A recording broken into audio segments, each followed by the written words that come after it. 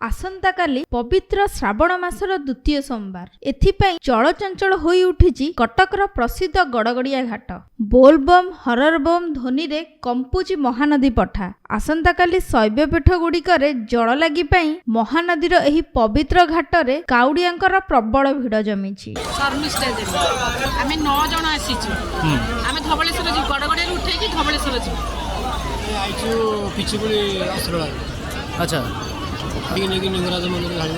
ओडिशार कटक भुवनेश्वर खोर्धा जाजपुर जगतसिंहपुर पुरी गंजाम नयगढ़ बालेश्वर और भद्रक समेत पड़ोशी राज्य बिहार एवं झारखंडरू मध्य हजार हजार श्रद्धालु एठाकु पानी उठेबा पाई छुट्टी आसिचंदी। किए मानसिक पूरण पाई तो किए पारंपरिक रीति रे प्रसिद्ध शैवपीठ बाबा लिंगराज धवळेश्वर सिद्धेश्वर स्वप्नेश्वर अष्टशंभु एवं परमंश मंदिर अभिमुखे यात्रा करुचंदी। हमर ये 3 वर्षर पर्व बोलबम चली आछि। बापा दादा से उठौतले तापर हम उठौछु तापर हम पुअरिका भी उठेबे पवित्र घाटरू गड़गड़िया रे लिंगराज हम प्रति वर्ष 25 जन छुआ जेमिति होला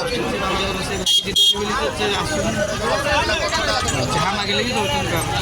अच्छा मानसिक थले जे बाबा को कोठे एठु नहीं नेकी जी। अच्छा श्रावण मासरे महादेवंक निकटरे निष्ठार सह जल लागि कले समस्त मानसिक पूरण हेउथिबा विश्वास रहिछि। जेउथिपाई गड़गड़िया घाटरे एक भावपूर्ण आध्यात्मिक परिवेश सृष्टि होइछि।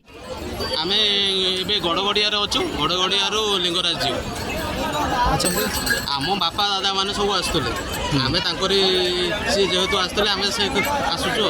अन्यपटे काउडियांक सुरक्षा एवं यात्रा को शृंखलित करिबा पई कटक कमिशनरेट पुलिस पक्षरु व्यापक सुरक्षा व्यवस्था ग्रहण करा जायछि। कटकरू सत्यदीप करंक रिपोर्ट NTV।